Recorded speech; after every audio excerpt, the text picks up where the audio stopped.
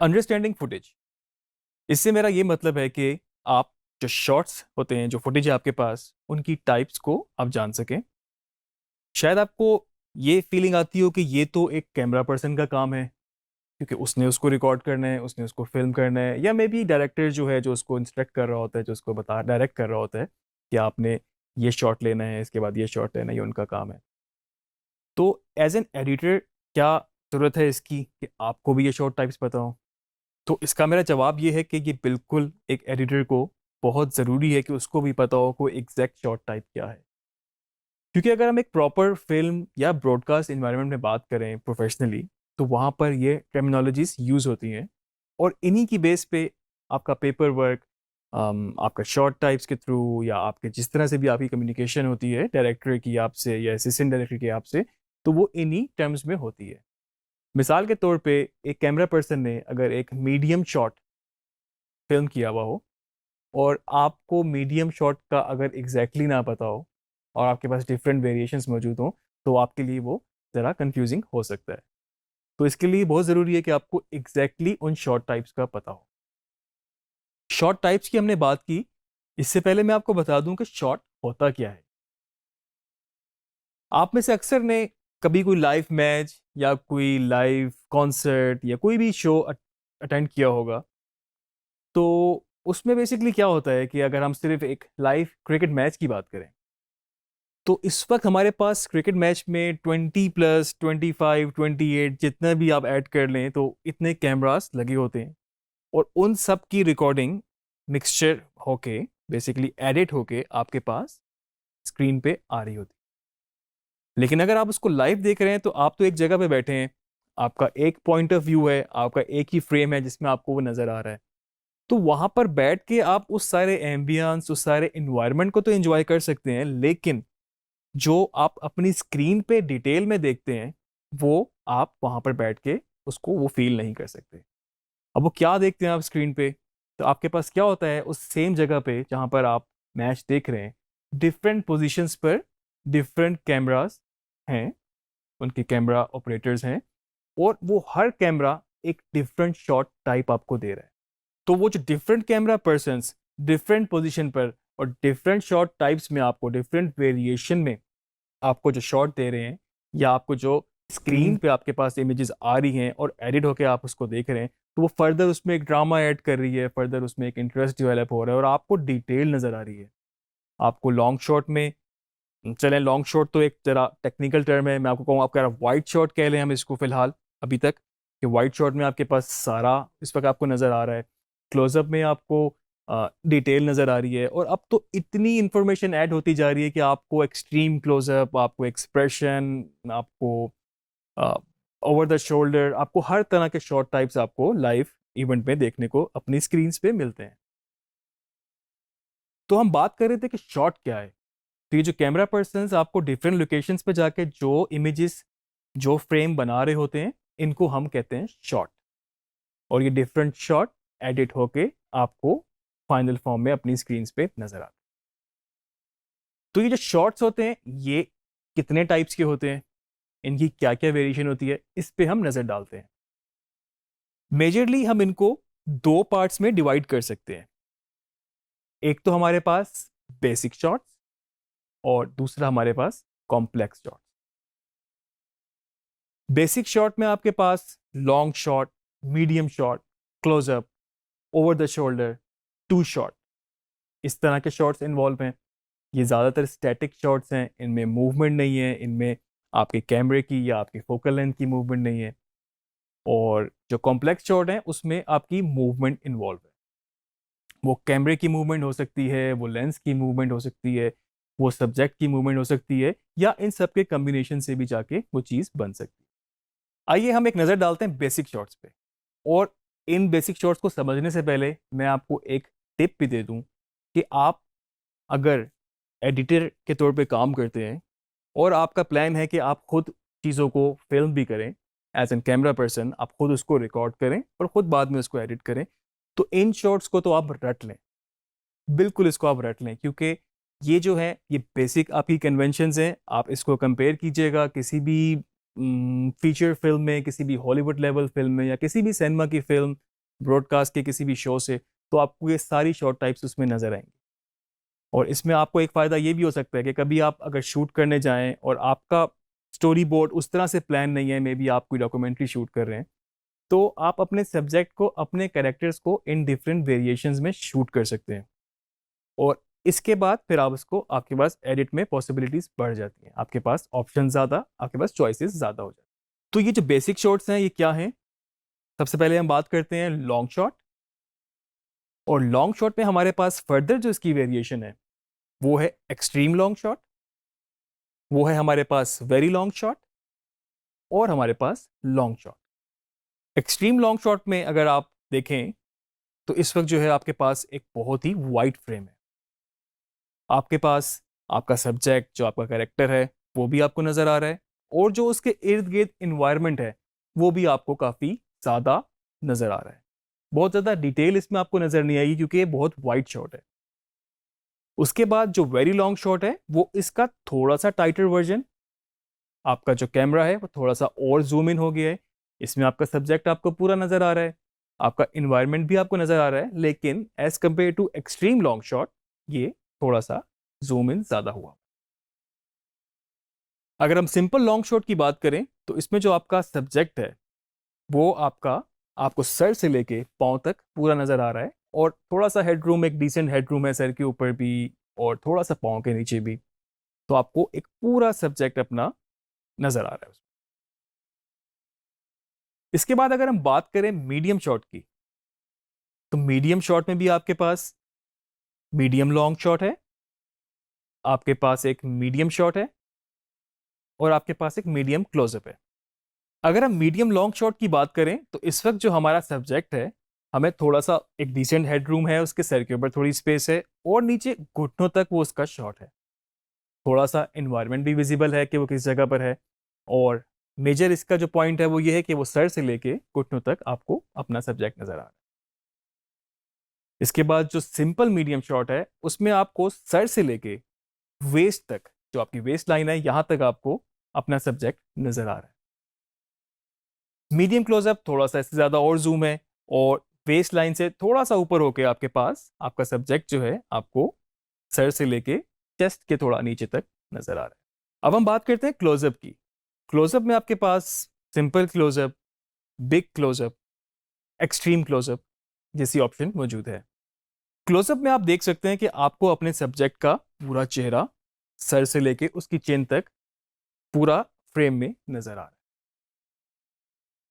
उसके बाद अगर हम बात करें बिग क्लोजअप की, तो आप देखें कैमरा आपका और जूम इन हो गया है, टाइट हो गया है, और उसका सर जो है फोरहेड तक कट चुका है, और चिन उसकी पूरी है उस फ्रेम में। और एक्सट्रीम क्लोजअप, बिल्कुल आंखों का इस वक्त जूम हुआ हुआ है, क्लोजअप है आंखों का, एक्सट्रीम इसलिए इसका नाम दिया गया है।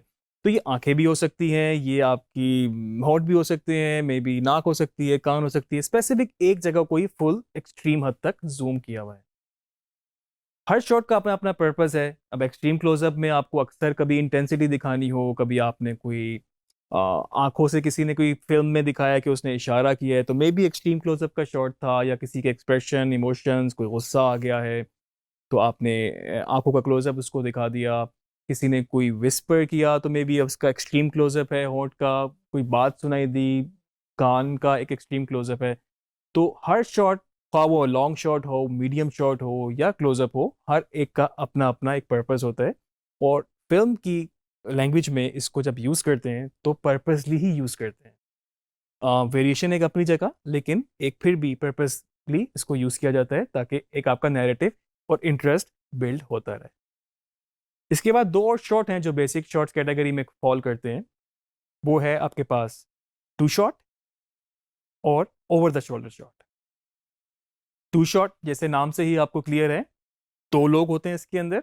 अगर दो लोग आपस में बात कर रहे हैं, ख्वाह वो खड़े हुए हैं या बैठे हुए हैं, और दोनों ही आपके एक फ्रेम के अंदर आ रहे हैं बेसिकली, तो आप उसको टू शॉट का नाम देंगे।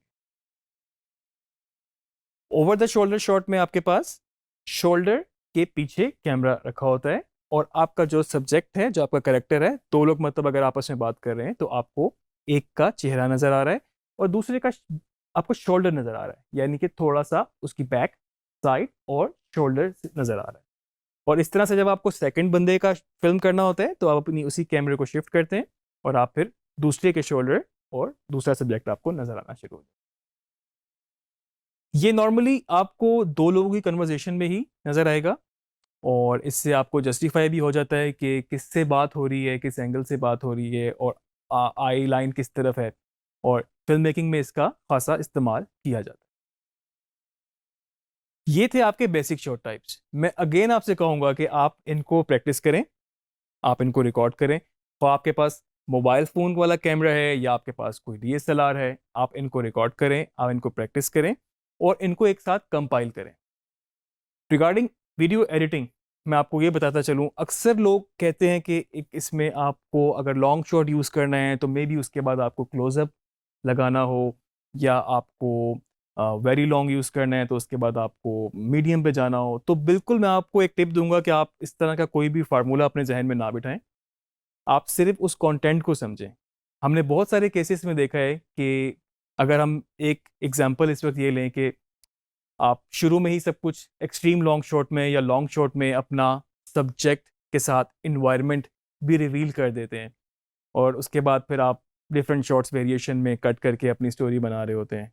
और हमने कई केसेस में ऐसा भी देखा है कि टोटली रिवर्स शुरू होता है, like may be extreme close up से आपका सीक्वेंस या आपका सीन शुरू हो, उसके बाद आप डिफरेंट शॉट टाइप्स में गए और एंड में जाके आपने रिवील कर दिया कि आप किस इन्वायरमेंट में बैठे हैं और ओवरऑल आपके इर्द गिर्द क्या है।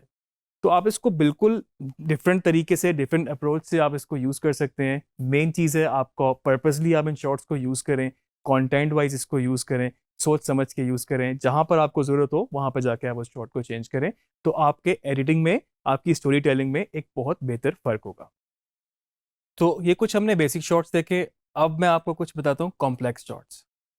नाम ही कॉम्प्लेक्स है तो थोड़ा सा आप समझ सकते हैं कि ये इसको फिल्म करना भी थोड़ा सा ज़रा कॉम्प्लेक्स हो सकता है, और मे बी इनको यूज़ करना, अपने एडिट के अंदर फिट इन करना भी थोड़ा सा टेक्निकल हो सकता है। आपको कुछ चीज़ों का ख्याल इसमें रखना पड़ेगा। तो सबसे पहले इसमें मेरे पास जो है बेसिकली वो लेंस मूवमेंट है। आपका कैमरा एक जगह पर प्लेस है और आपका लेंस जो है बेसिकली उसकी फोकल लेंथ चेंज हो रही है। आम अल्फाज में हम इसको बोलें तो जूम इन हो रही है या मे बी जूम आउट हो रही है। कैमरा आपका एक ही जगह पर फिक्स है, सिर्फ आपकी फोकल लेंथ इसमें चेंज हो रही है। सेकंड जो हमारे पास कॉम्प्लेक्स शॉट है वो बेसिकली कैमरा मूवमेंट है। तो उसमें अगर हम इमेजिन कर लें कि कैमरा हमारा एक ट्राइपॉड के ऊपर है और उसको हम मूव कर रहे हैं, मे बी हम उसको टिल्ट कर रहे हैं। हमारा शॉट शुरू हुआ है आसमान से और उसको हम मूव करते करते, टिल्ट करते करते हम उसको ले आए अपने सब्जेक्ट पे जो कि इस वक्त ज़मीन पे खड़ा है, या फिर हमने उसको पैन करना शुरू किया। अक्सर आपने देखा हो कि कैमरा आपका एक जगह पर है और वहाँ से वो पैन होना स्टार्ट हुआ, आपका शॉट पैन होता होता दूसरी जगह पे चला गया है, सेम टाइम एंड स्पेस में रहते हुए। तो इसमें हम कैमरा मूवमेंट इन्वॉल्व हो जाती है। इसमें हम टिल्ट अप, टिल्ट डाउन कर सकते हैं, हम इसमें पैन कर सकते हैं राइट टू लेफ्ट या लेफ्ट टू राइट में हम इसको यूज़ कर सकते हैं। एक आपको मैं टिप दे दूं इसमें कि आप जब भी इसको यूज़ करें, रूल वाइज आपकी जो मूवमेंट होती है बेसिकली इसकी शॉट की, तो आप स्टैटिक से शुरू होती है और जहाँ पे जाके वो रुकती है तो वहाँ जाके आपका शॉट कंप्लीट होता है। तो आपने उसको मूवमेंट के बीच में बेसिकली नहीं काटना होता, ये रूल के खिलाफ है। कई केसेस में हमें नज़र आता है कि बीच में कट हो जाता है। मे बी वो तब होता है जब आप कोई मोन्टाज बना रहे हो, मोन्टाज हम आगे डिस्कस ज़रूर करेंगे। या इस तरह भी होता है कि अगर वो मूवमेंट पे ही कट हुआ है तो नेक्स्ट शॉट भी मूवमेंट के बीच से ही शुरू हुआ है, वो स्टैटिक शॉट नहीं है। तो जब आपका शॉट मूवमेंट पे होगा और मूवमेंट में ही अगर आपने कट कर दिया और नेक्स्ट शॉट स्टैटिक है तो वो रूल के खिलाफ है। वो आपको देखने में भी आपको एक अजीब सा उसमें जर्क लगेगा, जंप लगेगा, और वो वैसे भी आपको इस तरह से प्रैक्टिस नहीं करनी चाहिए। तो ये टिप मैं आपको इसलिए भी दे रहा हूँ कि अगर आप जब अपना फिल्म कर रहे होते हैं तो आप थोड़ा सा ड्यूरेशन को भी जहन में रखें। मिसाल के तौर पे आपने सिर्फ एक 1.5 मिनट या 2 मिनट का एक न्यूज़ रिपोर्ट या एक पैकेज ही क्यों ना बनाना हो, तो उसमें अगर आप बहुत ही लंबा पैन या बहुत ही लंबा ड्यूरेशन का टिल्ट दे देंगे तो उस शॉट को उस स्ट्रक्चर के अंदर, उस एडिट के अंदर एडजस्ट करना आपके लिए मुश्किल हो सकता है। तो मे बी उसमें आपको 5 सेकेंड, 4 सेकेंड, 6 सेकेंड मैक्सिमम का आपको पैन या टिल्ट देना चाहिए, ना कि आप उसको 15 सेकंड 20 सेकंड पर लेके जाएं, वो आपका उसके अंदर फिट इन नहीं होगा। इसके बाद जो हमारे पास कॉम्प्लेक्स शॉट है उसमें बेसिकली कैमरे की मूवमेंट भी इन्वॉल्व है और साथ में लेंस की भी मूवमेंट इन्वॉल्व है। आपने अक्सर कभी देखा होगा फिल्म की रिकॉर्डिंग के वक्त आपको एक ट्रैक सा नज़र आएगा और उसके ऊपर कैमरा फिट हुआ हुआ होगा और आप उसको मूव कर रहे होंगे। अब उस ट्रैक मूवमेंट में बेसिकली आपका कैमरा भी फिजिकली मूव हो रहा है और साथ में आपको अपनी लेंस को भी मूव करना पड़ रहा है। अब आजकल आपको जिप की सूरत में भी ये नज़र आते हैं, या फिर मे बी आप अब तो ड्रोन भी आ गए हैं, ड्रोन में भी आपके पास मूवमेंट और सारी चीज़ें होती हैं इस तरह से। तो आपके पास ये बेसिकली कॉम्प्लेक्स शॉट में मूवमेंट इन्वॉल्व हो जाती है, जिसमें कैमरा आपका कहीं पर माउंट हुआ हुआ है या मे बी ट्रैक पर है और उसके बाद कैमरे की भी मूवमेंट है और साथ में लेंस की भी मूवमेंट।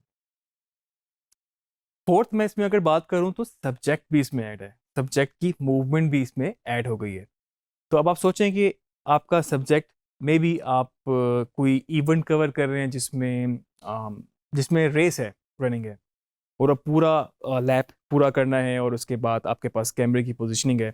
तो एक सब्जेक्ट जिसको आप फिल्म कर रहे हैं, अब वो मूवमेंट में है।